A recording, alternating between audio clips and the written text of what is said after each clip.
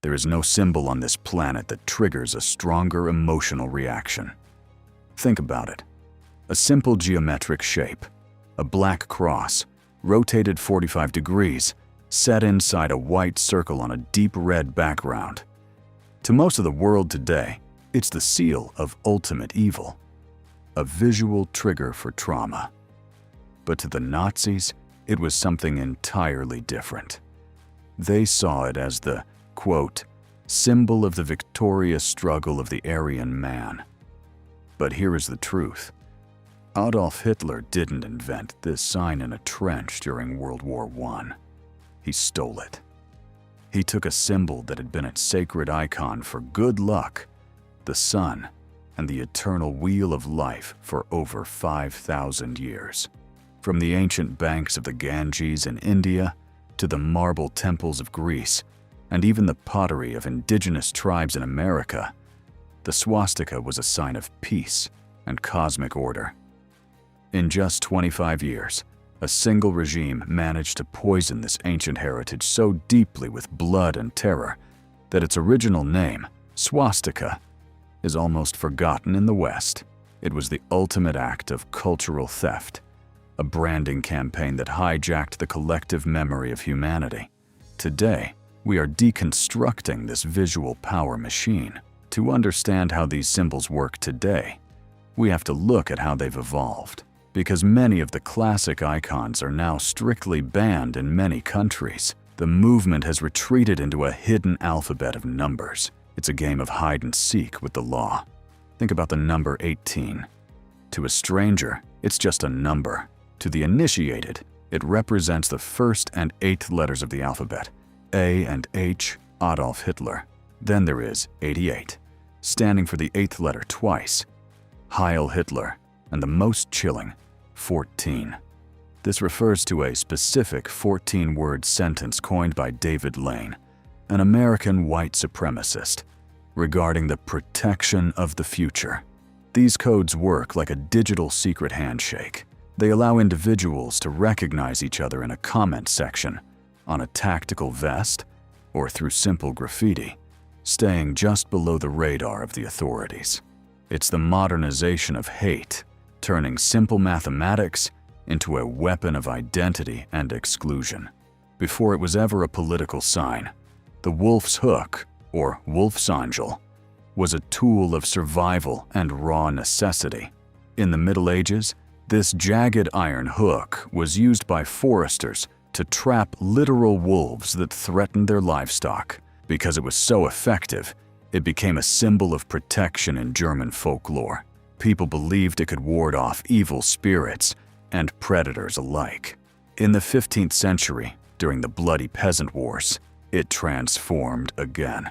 It became a symbol of liberty, the sign of a common man rising up against the tyranny of greedy lords. The Nazis, always masters of propaganda and emotional manipulation, stole this heroic farmer narrative. They wanted to appear as the protectors of the German soul. They turned a symbol of medieval magic into the insignia of brutal combat units, like the 2nd SS Panzer Division, Das Reich. Today, it remains a bridge symbol, a way for extremists to hide their radical ideology behind a mask of ancient, innocent heritage. But while the wolf's hook was about protection, another image was about absolute intimidation. While the regular German army rarely used it, one image became the ultimate warning sign of the regime, the Totenkopf, or Death's Head. But this wasn't a Nazi invention either. It actually came from the elite Prussian cavalry of the 1700s, the famous Black Hussars. For those soldiers, the skull was a memento mori. It meant they were ready to die for their king and would show no mercy in return. It was a sign of grim battlefield honor. However, the SS took this motif and turned it into something much more sinister. They redesigned the skull to be anatomically realistic, with a full set of teeth and a terrifyingly human jawbone. It wasn't just a symbol of bravery anymore. It was a badge of elite cruelty. It marked the units who ran the concentration camps. It was designed to tell the world, we stand outside the laws of man. We are the masters of life and death. Perhaps the most famous piece of graphic design from this era are the twin lightning bolts of the SS, created in 1931 by a graphic designer named Walter Heck. For just a few coins, these lines were never meant to be letters. They were runes. Heck pulled the Sig rune from an occult system. Originally, this ancient shape represented the sun, the life-giving force of nature.